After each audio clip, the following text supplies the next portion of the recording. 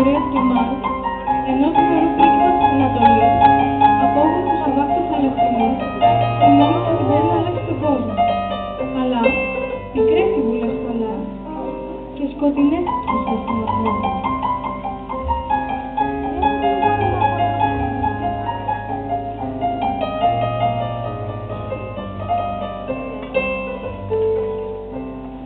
Της Ανατολής τα μέρη μια φορά και έναν καιρό ήταν αβιωτό και μέρη φλιασμένο το νερό.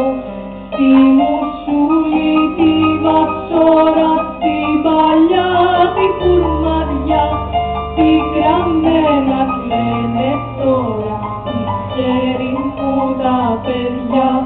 Και ένας νέος όπως είναι γενιά βασιλική, αυρικά το μυρολόι και τραβάει καταρχήν.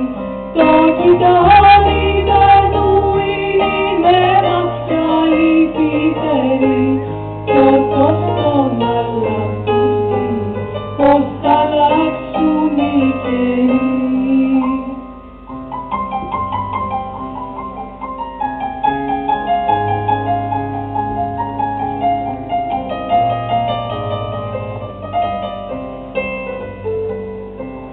Σαν ακούσαν οι αρχόντοι του παιδιού την αφομιά, ξεκινάν με λιχουδόλι και με λιοντάριου βρωμιά.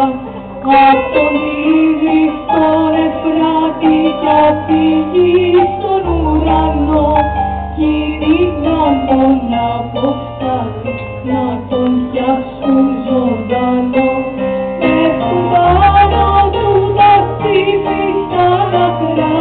Τα σκυλιά και τον πάνε στο χαλίβι να του βάλει τη θηλιά.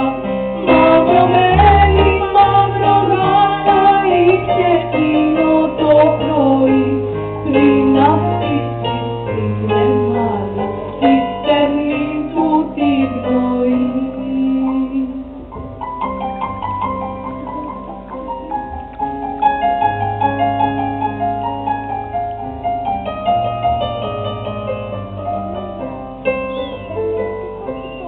Με δυο γέρικες καμήλες με ένα κόκκινο φάρι, στου παράδεισου τις στήλες ο προφήτης κατερεί.